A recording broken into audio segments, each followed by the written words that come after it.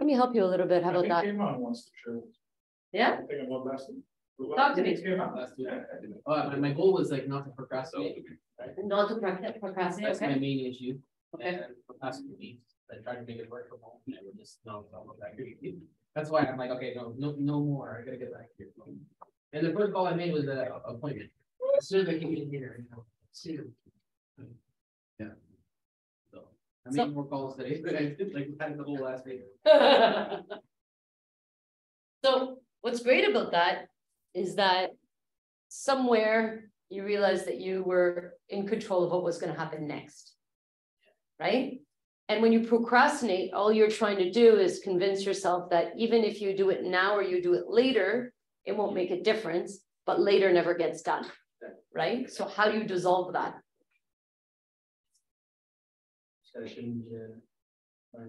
You got to change your environment. Environment has a big thing to it. But do you think your mind can create your reality? Can your mind create your reality? Yeah. I say hell yeah. Your mind can create your reality, because if you think it's going to be a shitty day, guess what happens? It's going to be a shitty day no matter what. And if you think it's going to be a great day, guess what? You probably have bigger chances that it's going to be a great day because you thought it was going to be. Yeah. So can your mind really create your reality? Who's not sold? Everyone sold? You had me tripping last week. I mean, it was my birthday, and then you're like, well, there's parallel universes, and then every morning you choose, kind of like what version of it you're gonna jump into. So yeah, you did that. So we do have that choice, right? If I were to tell you there is an unlimited version or unlimited timeline of where you are today, would you believe that? And then if I told you there's any possibility that it could exist today, would you then think like that?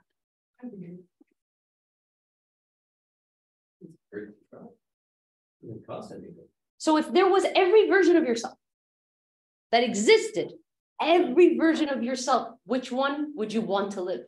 Yeah. That's your choice.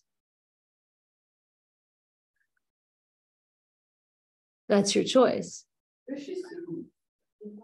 Huh? Where's she hiding? I saw her in the morning, I see her now. I don't know where she's hiding. She's walking. But that where is sleeping? Which room are you thinking? Which room are you thinking? Which room? Luda had a question for you. Now, like I said,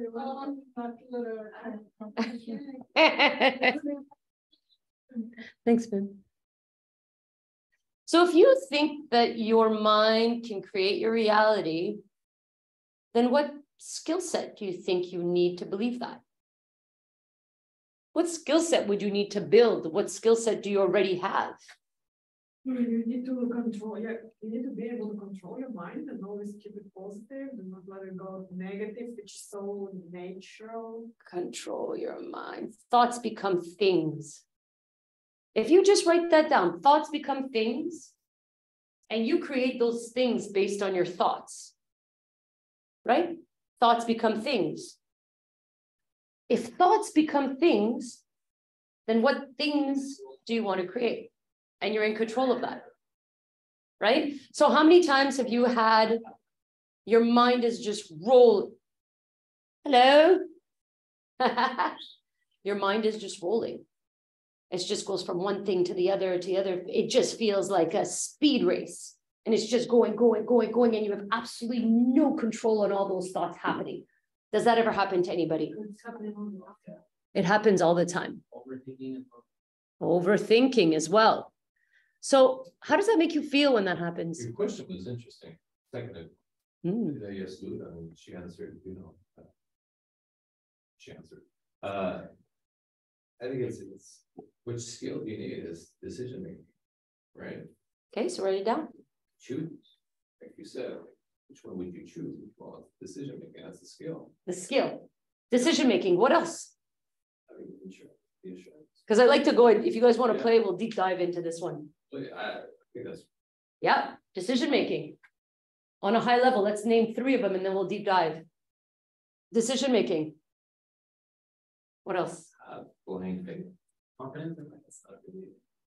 Confidence. Yeah. What else? Trust Trust in who?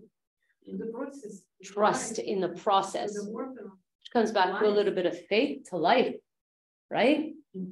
So if you had to build the skill set of decision making, how would you go about doing that?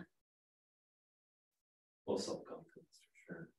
Okay, so you have a decision to make. If you had every possible version of yourself that exists in the universe, and every decision you make brings you to one or another, how would you know which one was the right one? How would you know? Which decision was right? If you achieve the desirable result. If it is in line with the goal, the vision, and the decision is an easy one to make if you have clarity. How clear is your vision? How clear is the reality you want to build yourself? And if I tell you there's one of each possibility that exists,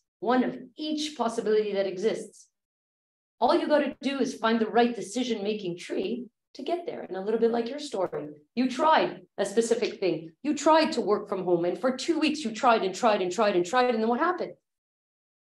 It didn't work out for you. And so he could have said, I'm going to be stubborn, and I'm going to try for another 3 months. But part of him, he was able to let go and say, maybe I didn't make the best decision. I tried it, and I am honest enough with myself that I didn't pick the right decision. And now off my decision tree, I'm going to go back and pick something. He could have turned around and said, I feel like I'm moving backwards. But no, he dropped all ego attached to it and said, I'm going to try something else. This is vulnerable. How many of you put your ego in front of your decision making? It's your ego that makes your decision instead of yourself,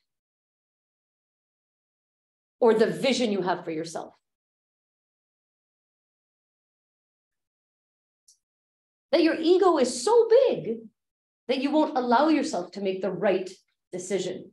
Your ego is so big that you won't allow yourself to have faith in the process. Ooh. If I told you it took you... Sure it's ego problem, it's ego issue. If you don't have a trust and faith in the person, you sure it's just more like insecurity and previous bad experience and this fear. I'm sure it's an ego. So, but the faith and trust is a ego, or it's more like fear and insecurity. So sometimes instead of having faith, you say, I know it all, watch me go. I can make it happen quicker. That everybody says that it takes the time process, things take time. I can go faster than that. That's putting yourself in front of the actual process of life, right? And not taking a step back and saying, I'm doing everything. I'm taking every right decision into the path that I want to go to, right? And say, I'm going to put my ego on the side. Now, yes, decision-making can be also influenced by fear, right? How many times when your fear is bigger than you know what decision you should take, you know you should be going this way, but you consciously or unconsciously take a bad decision, it's because you're into your fear. Right? How many of you end up doing that? How many of you end up picking your fear because you're habitually used to it? How many times you pick your fear over the proper decision making because you've always done it? Well, yeah, because you know the known path, right? Exactly. The unknown, changing your The unknown. Changing the thought process. So if I tell you thoughts are things, right? And you think of 10,000 things a day, would you clean that up a little bit? Would you clean it up? Right? You would. So what if we cleaned it up this week? What if every single time you had a thought that was not in line or purpose with what you want to experience in life, you would press the automatic delete button? The spam folder right away. There you go. There you go. You're being spammed by thoughts.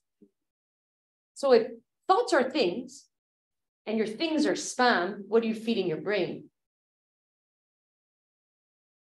Negative and failure, painful bullshit. Bullshit. Blame. Blame. What else? Fear of failure. Fear. Fear. Shame. Unworthiness. Guys, the words I'm mentioning right now is everybody thinks of those things. And that's detrimental to anybody. So the minute you have any thoughts that come to fear, shame, unworthiness, that's when you turn around and say, these are the things I need to shed. I need to shed those things from not only my thoughts, but my person. To the point that when you can blame others or others blame you. It's like you're wearing a raincoat. It just slides right off you. Shame. How many of you sometimes feel shame or guilt towards things? Shame and guilt are not supposed to be, they weren't originated for them to be bad, but we've used them in a society for them to be, I'm going to shame you. I'm going to make you feel guilty. And then all of a sudden, we as people get addicted to these negative patterns of emotions. And it happens at a very young age, right? From the schoolyard. It wasn't me, it was him. He took the ball. He's the one who smashed the window, right? So now, how do we clean that up? If thoughts are things, and things become alive through these emotions we live, then why don't we just fix it? Yeah, it's hard. You have to control our minds, our thoughts. It's hard. It's a constant Work. Self-awareness, like constant control. Because naturally somehow it's nature, like they going down the souls. You're right. When you start like super cheerful, but naturally if you're not controlling it, it's going down. It's entropy. But that's the law of entropy. You have to self-aware yourself in there often, in the, pretty much every moment, and you have to like check it up, and bring it back to their kind of positive level. Absolutely. Because if you relax and if you just let it go, they go down. So every time you feel bad in the morning, you don't feel like living your day, what should you do? Roll back into bed? No, what should you do? Put your favorite song on. And then? Dance through it. Dance through it. Naked. What? Some of those acres you taught us, something will cheer you up, make you feel like you're energized, you know, like ready to go through the day, this sort of hope and positivity. Right? So how do you change that mood around? Because guys, it's just, I don't feel like it. That's literally me every morning. Because I was never a morning person. So I purposely wake up at 5:30 in the morning. Kind of like force myself to get up. It's hard to get out of bed. So the best thing is always just to put on a song. And the 6 you're going to go to sleep for. Wow. So it was not sleep. Only Like, the skill. other things. Like somebody called, Frank called me. Said, let's go for lunch. Okay. well, so now you need to make a decision, right back to Ben's point. You need to make a decision. What type of decision making are you going to make? Are you going to make one that brings you closer to your goal or further from your goal? If your friend calls you and says, hey, do you want to go for lunch? Make sure he's bringing a potential prospect with him. Yeah. If you bring a potential prospect, now all of a sudden, this could be the most important thing that you could be doing for the day. Yeah. So how can you change your distractions into potential? And that's what you need to make a decision. If it's good, it's a pure distraction, delete. Thanks, buddy. Maybe we can get together on Saturday. I'd love that. Hey, can we check out Arthur's? Great. No, but the lineup is even more painful, right? But so think about it, right? Arthur's. Have you been to Arthur's? Just whatever you do, make sure to go during the week. Yeah, and bring a client there because it's very nice. The shallow bread. One of the Yeah. Oh, I didn't know about the one on Cathcart. I like it. Yeah, in the What's it called? Rosalie in the Queen Elizabeth. Oh, I don't know if I've been there. It's super cool. Is it? Yeah, it's not like us, not more than we done in Brooklyn. So you guys see what happened right now? We got distracted. We got distracted. Why? Yeah, very easy. Why? Why? Because we were starting to talk about something positive, like what we enjoy, restaurant, eating. And Is it Very something comfortable. positive or something just comfortable. easy? Easy. Easy. Yeah. And this goes back to Buddha's point. Whatever is easy, we are attracted to do. Whatever is difficult, we do not. Right? We're in constant decay. Human beings are in constant decay. Right? Meaning you're constantly in entropy. Right? If you're not working after, you guys know that after the age of 30, you lose 1% of your body mass per year. That means if you want to keep your body mass and grow your body mass, you've got to be at 2%. So if I tell you it's only natural that we just fall into entropy, how does that make you feel? Empowered or disempowered? Empowered. That's not our fault. And you know. So now you could do something about it, right? Mm-hmm. Empowered or disempowered? The rest of you. Let's kick the can, man. I'm gonna go home, watch some TV, right? So you can choose to be empowered by facts or disempowered. You can choose to frame them the way, wow, that's why when people are at the top, there's no traffic up there. Because it's the people that put in the work. It's the people that work against entropy. It's the people that understand these facts and make proper decision-making based on the information, the world we live in. So if I were to ask you, what's the quality of your decision-making? How would you be able to rate it? On a scale of 1 to 10. 10 being, I always take fantastic decisions. And 1 being, I suck at decision-making.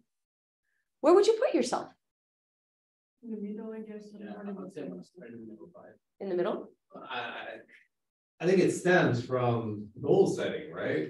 Okay. Because if you don't set any goals, well, your decision making is not objective, it's not very measurable, right? So you're gonna be like, yeah, I made decisions. I made very bad ones, but they're decisions. There's no positive outcome that I'm actually looking for. Right. So I don't have a goal set. So you could have a goal set, but you could have no clarity. Right? So how important is clarity? How important is clarity? You know very well that there is a possibility of every single version of yourself that exists at every single point of a decision-making you've ever made. Right? Now I ask you, pick the one that has a goal that is meaningful and be so clear of what that looks like, because every other version also exists. Hence the power of not being distracted. Right? You could have decided to have 1 extra conversation around the coffee machine and miss that appointment. Just because le gars avant t'a fait chier. Right? What do you decide? Right? So there's a skill set. What's the skill set? The skill set is finding out what is the level of my decision making? What is the level of my clarity? And when my mood kicks in, am I able to reframe it? I don't feel like it. Okay. What do you anchor into yourself to feel like it? He said he's going to listen to a song that's going to pump him up. Maybe you're going to do 15, 20, 50, 100 push-ups. All of a sudden after those, there's no way you're going back to bed, boss. There's no way. How do you make sure that you're properly guiding yourself to the possibility that exists out there of yourself?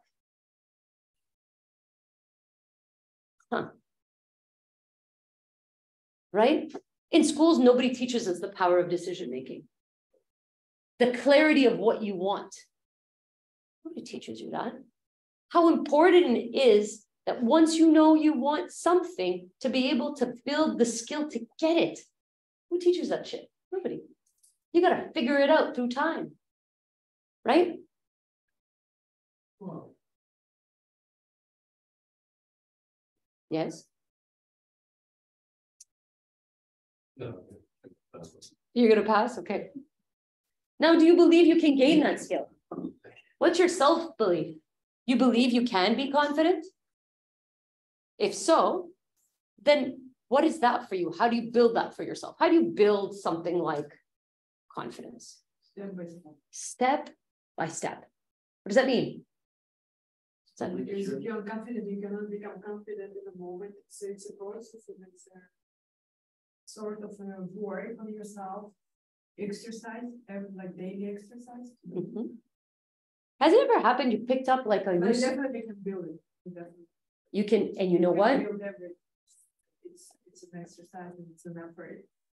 And it's a motivation. Who believes that? Who believes that they can gain any skill that they want? Who believes it? And You believe it? Do you believe it would take time? Do you believe it would take hard work? motivation. Do you believe that you would have to get your ass out of bed every day and be motivated to do it? Yes. So what's keeping you from getting there? Hmm? Many things to do. Many things? What are they? You see, we're talking about decision making and the general concept I would bring here. But don't you think it cannot be the core of the conversation itself, the decision making?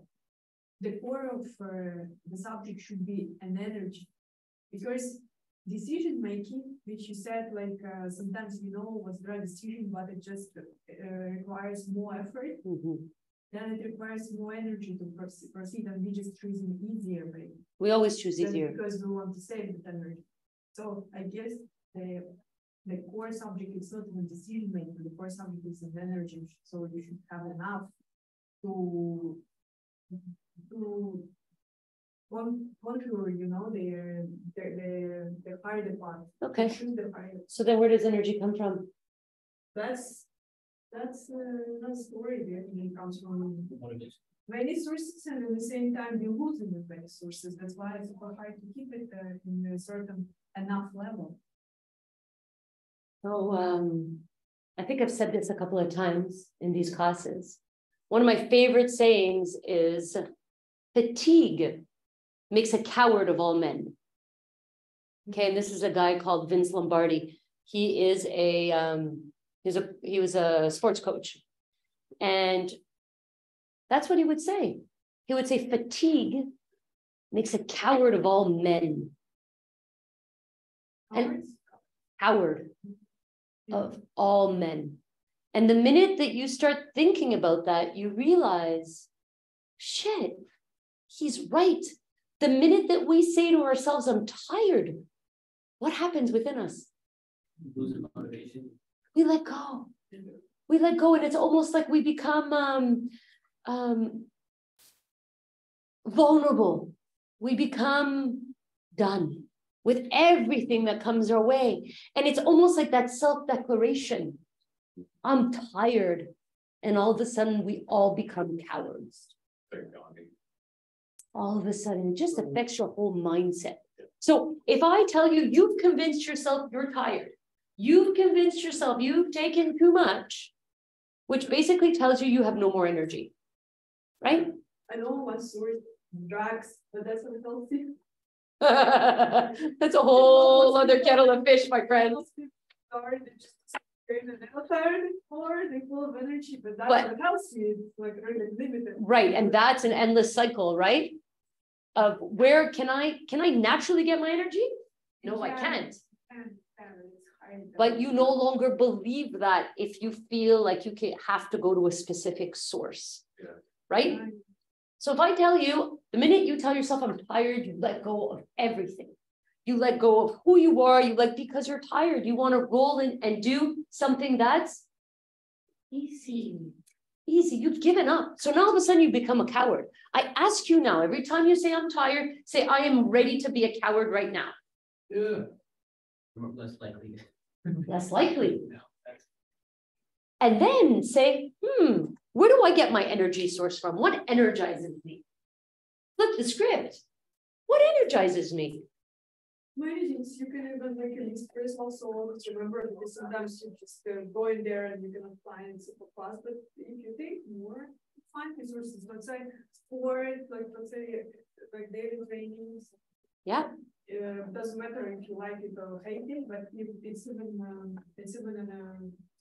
in a physical process. Some hormones make you feel better. And Definitely. So I ask you, what is your list that energizes you? Right?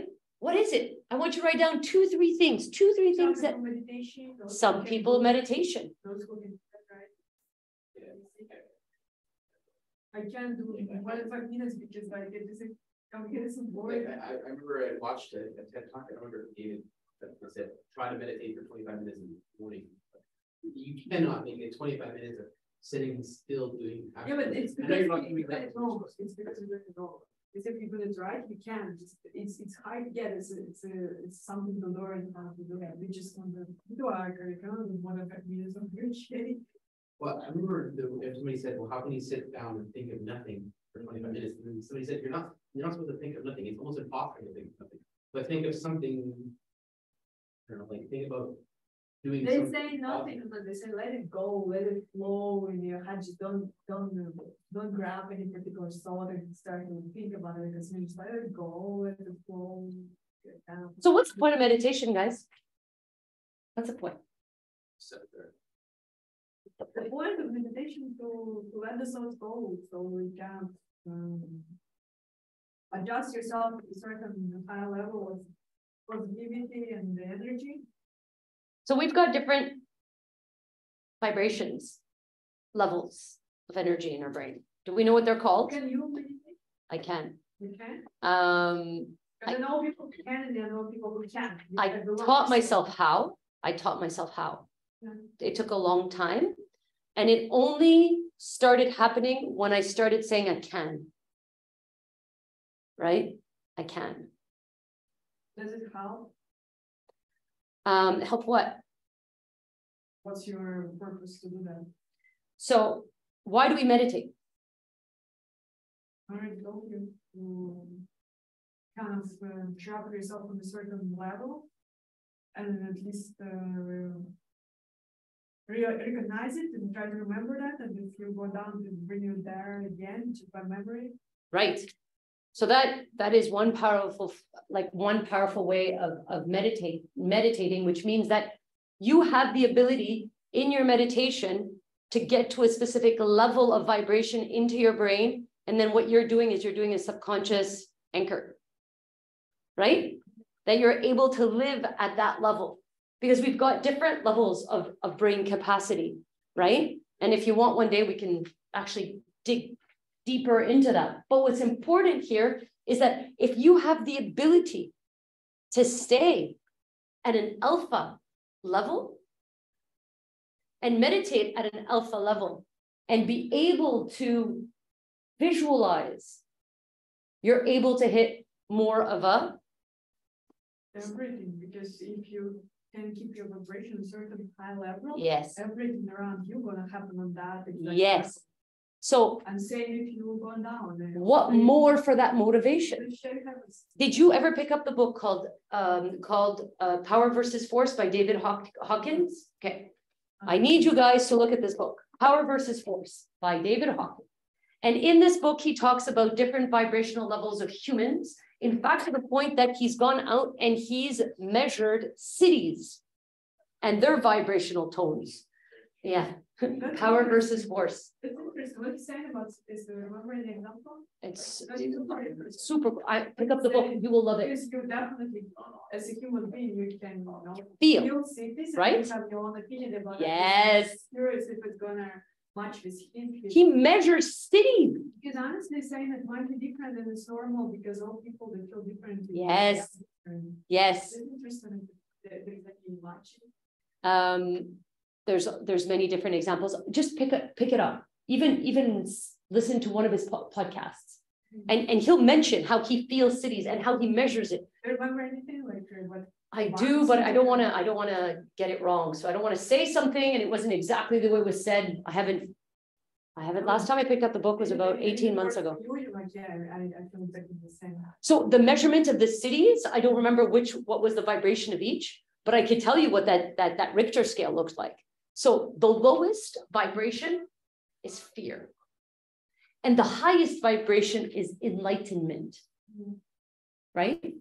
And so all other emotions come in between. You've got anger, you've got jealousy, you've got fear, you've got desire, you've got anxiety, you've got love, you've got blissfulness, you've got fulfillment.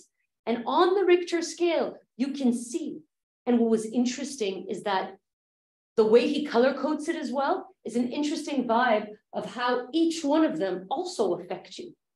Pick it up and look at it. If I had a screen right now, I would explain it to you guys, but it's incredible. And every single time you feel it coming, whatever it is, you feel it coming, you feel the anger, say, oh, I'm vibrating at a very low frequency right now. How do I change that? How am I able to go to a neutral? How can I change it to love? How can I change it to maybe surrendering to how I'm feeling, which is a little bit lower of that vibration. But guys, it is worth it for you to look into it, because you start understanding those things that you're not unsure of. You feel, but you're not so sure. Right? So what if we were to be able to do something like that and control our, what we call moods? Moods are frequencies. You what? Antidepressants. Boom, next question.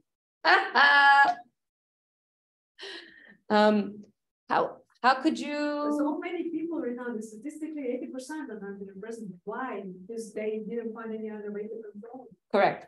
That's like an old way of doing things. I mean, we'll see a doctor and say, "Oh, I take these."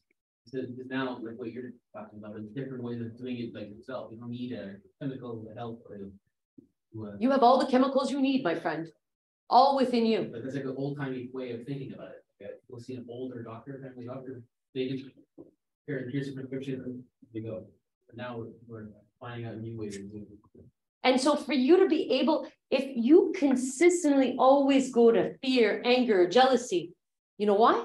It's because that's what you're used to, right? You're used to eating mac and cheese, burgers, fries. That's what you're eating. That's where you're hanging out. But what if you knew how to have healthy moods, just like healthy eating? Same thing. And now all of a sudden, if your vibration changes, do you think your thoughts will change? If your thoughts will change, do you think your identity to self will change? If you think your identity to self is going to change, you think your confidence will switch? If your confidence will change, do you think you'll be able to change the ability you think you have? Yeah. If you change your ability to the things you can have and the things that you can do, wouldn't that change your whole perception? Do you see how one lines up into the next, into the next, into the next? The only thing you need to do is you must identify yourself as that person who can do these things. Can you do that? And let go of the things that don't serve you. Right? So usually when that happens, it's because you're addicted to a specific feeling. You habitually go to anger. You habitually go to fear. You habitually go to sadness. You habitually go to disappointment. It's, Friends. Yes. You habitually go there. What's the first thing you need to do if that happens?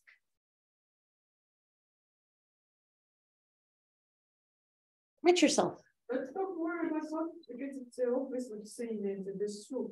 Let's talk more about how to control that, because that's so deep in the base, in the core. Let's talk about that. Basing there, like how to control it. What's more ways? So there's discuss more ways to control. Sure. Okay. Because it's definitely willpower, right? So think about it, right? So you say control, and I don't say control, I say observation. Let's take the example of disappointment, anger, pick one. I don't care. Anyone. Fear. A fear killer comes in. If you're like, I need to control my fear. This is not normal that I'm fearful. All of a sudden, what are you doing? You're trying not to understand it. If you were to turn around and say, I'm really fearful right now. Every time I'm about to hit the phones, I become fearful. observe what's happening here. Why am I fearful? Why are you fearful before you pick up the phone? Rejection. Rejection. Yes. And if you get rejected, how does that make you feel? And you lose your motivation.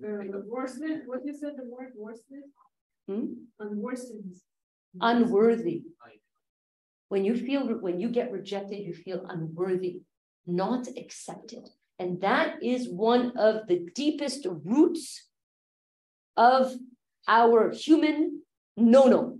It's one of those things that rejection, unworthiness, people lose their shit when that happens. Or no sense of belonging, you've rejected me. So that's where the fear comes from. So before you pick up the phone, you feel fear, you observe it. Why am I fearful right now? Oh, I understand why I'm fearful, because I don't want to be rejected. Why would I get rejected? Well, is that person really rejecting me when he says, no, he doesn't want to sell his home? Or is it because he really likes his home? Probably has nothing to do with me. So if my fear of doing something and the result is not one that I want, but it's not personal, why would I fear it? Why would I fear something that has nothing to do with me?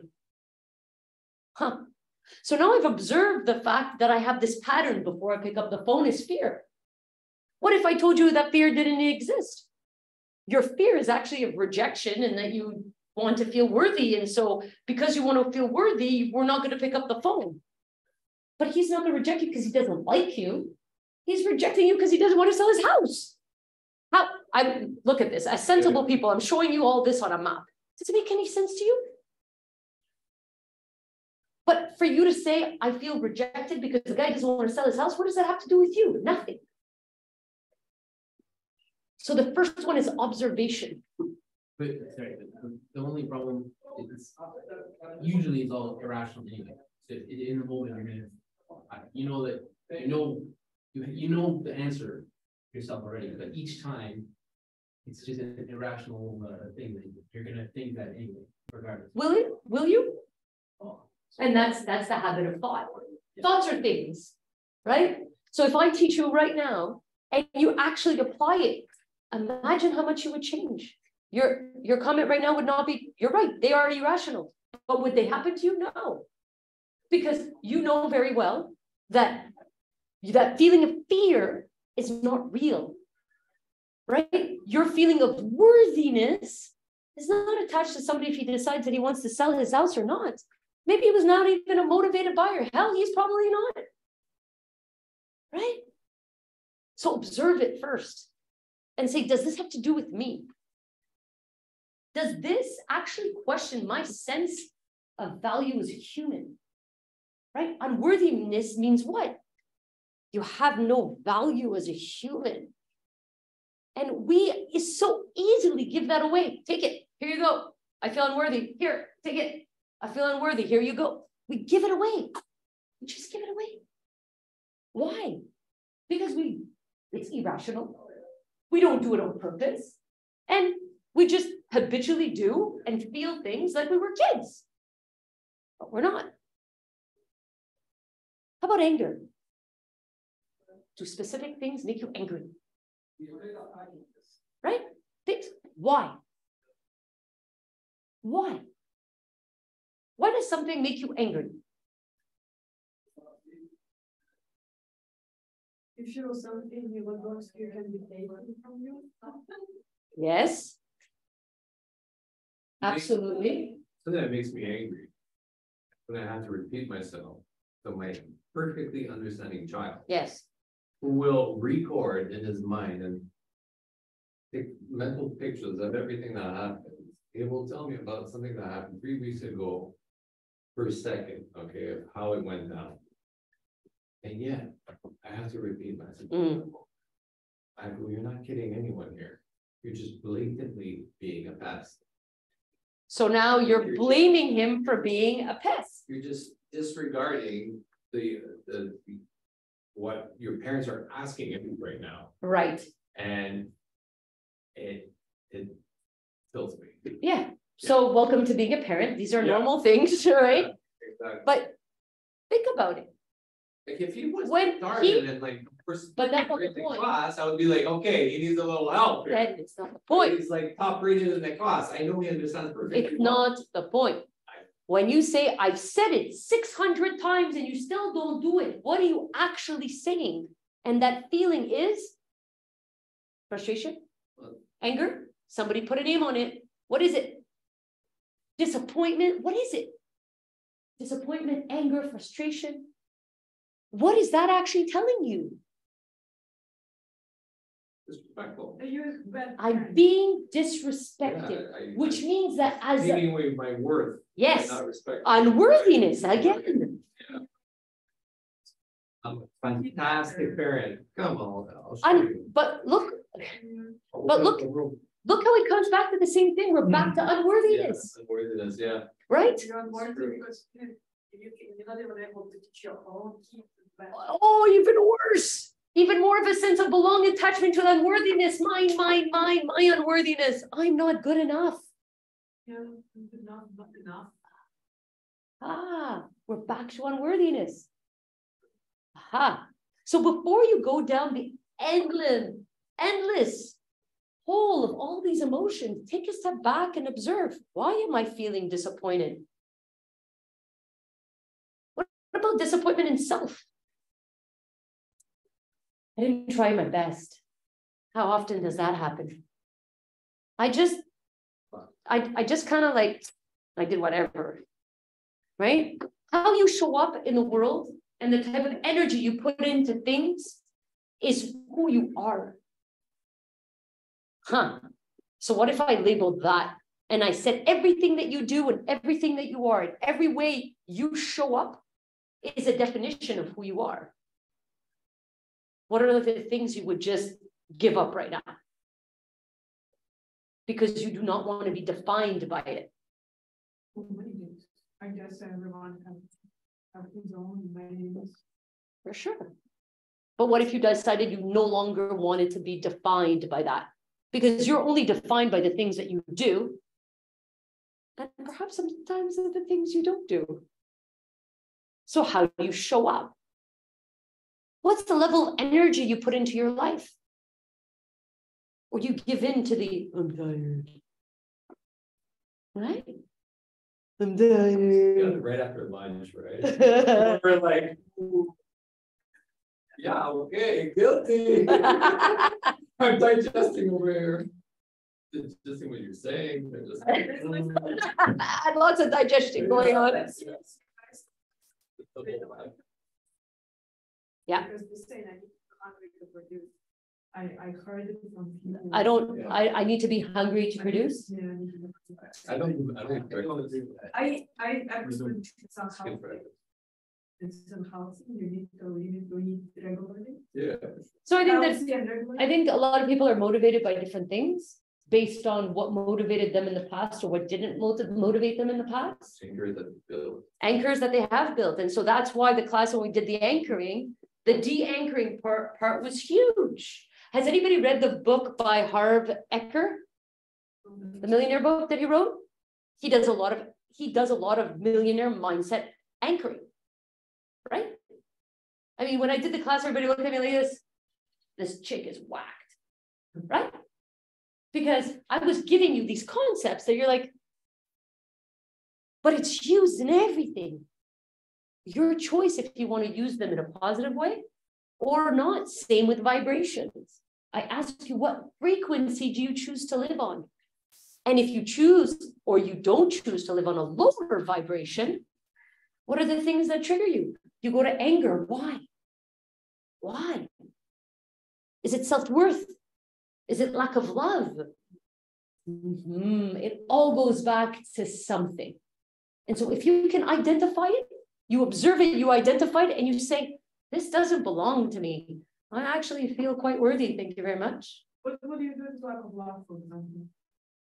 So This is a bit subjective now. it is very subjective. So lack of love usually comes from a past conditioning that somebody proved to you that at some point, love wasn't deserved, right? If I tell you that love exists everywhere. Love is a vibration, and love is your choice. The more you choose to love and the more that you anchor love within you, love will come to you. Now, it's too bad whoever was showing unlove couldn't love. That's not mine. That's yours, right? And so learning to do that separation, like learning to put that line in the sand and saying, okay, well, this is me and this is you. You have the inability to love, and that's your thing, not mine. Often we blend with people, right? We usually blend with people that we spend the most time with. That's why they say you're only the inclusion of the 5 closest people in your life. Because who you hang out with, you give me the 5 people you hang out the most, I'll tell you who this person is. It's the same thing, because the more as people we spend time with people, we become like those people, right? So if you're with somebody or in a situation that you feel unloved, well, guess what? Here's the go. There's the line in the sand. And if you choose to unlove, that's your choice. But I choose to love. It's just pure separation. Whether it's one that's side by side, whether one is anchored or attached to the other, you just decide to make that separation. Observation and detachment. Detachment and attachment to what you want. That's basically a reframe, right? Can I challenge you on that? Yeah, true. Do you have a minute? I do. Okay. I have 5 minutes. Okay. So I hang around people. Top 5. You know, put a top 10. Okay. Put a top 10. I don't feel like, you know, we're exchanging any saliva here. You know what I mean? Like, I mean, I feel like they're their own person. I'm my own person. We dance, you know, and we'll create new things, new events, opportunities, whatnot in the mix. But we still remain who we were at the beginning. You know, we remain unchanged essentially.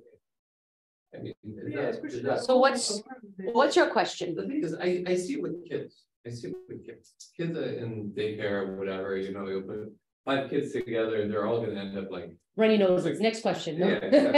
They're all gonna do the same thing, they're all gonna start but at some point, like later on, you are kind of like consolidated into, you know, The person that you your are? likes, your dislikes, Yeah. you know, kind of like everything that you are. And, you know, like meshing with others doesn't necessarily change.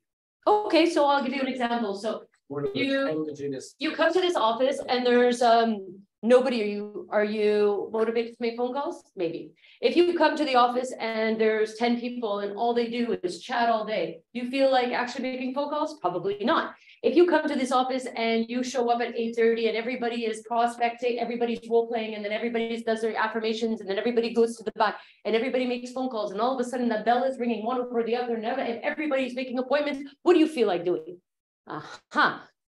So you go back to what? Your environment, your external environment will what condition what you are more favorable to do or not. That's it.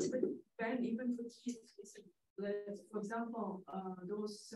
It's not parenting class, but Yeah, no, but you might kids because for. well, it's one of the Example, but even for kids, those different levels of school, let's say, you know, there is like just public school somewhere in the ghetto, and then you definitely will get certain values from there as a kid, and there is super upscale, very rapid private school.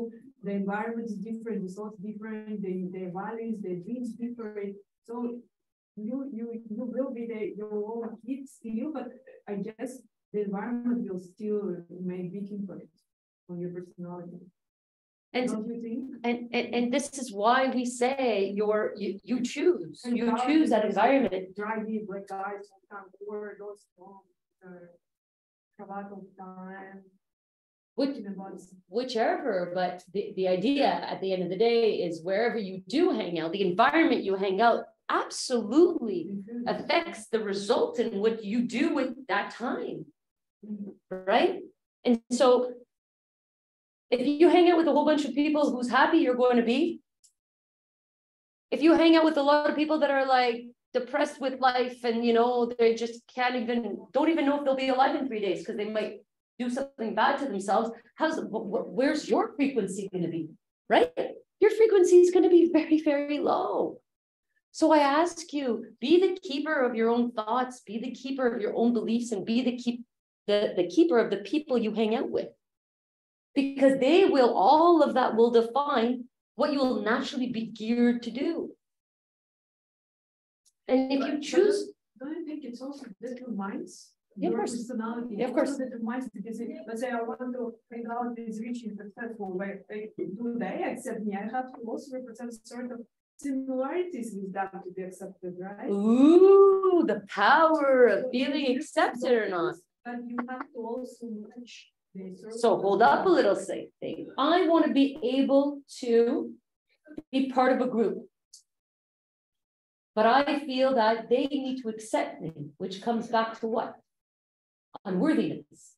Now, if you turn around and say, they will only accept me if I represent the same skill set, I'm able to give as much value to them as they're ready and will give me, then you'll never feel like you need to be accepted. You know you will be because you're giving instead of feeling like you're taking. So that comes back down to value. When you feel like you're not going to be accepted in a specific thing, well, all you need to say is, they're going to want me to participate because I have so much value. And let me show you what that value is. You know, for having worked like a bunch of rooms in the past, whether it be like trade shows or whatever, like, I know deep down that like, it's just a question of timing, it's just a numbers game, because, you know, it's not about what necessarily what we're putting out. It's about, you know, is the person on the other end of the phone open to it? You know, like you work in a room, some people are just there for chips and crackers, you know what I mean? Like they're there for the free lunch. Like clearly they're not making any connections. You go to any, like a Christmas party, people are there because they have to give FaceTime.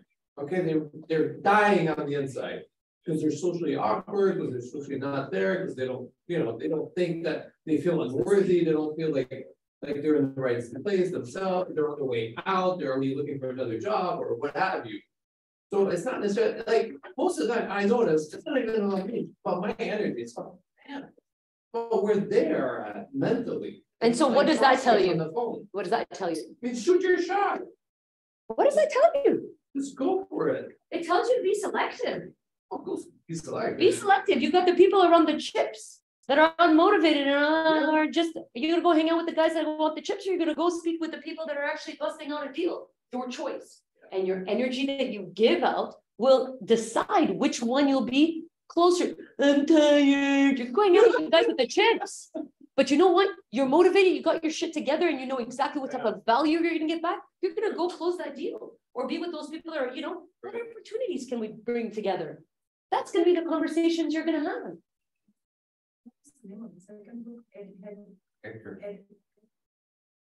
Harv Eker.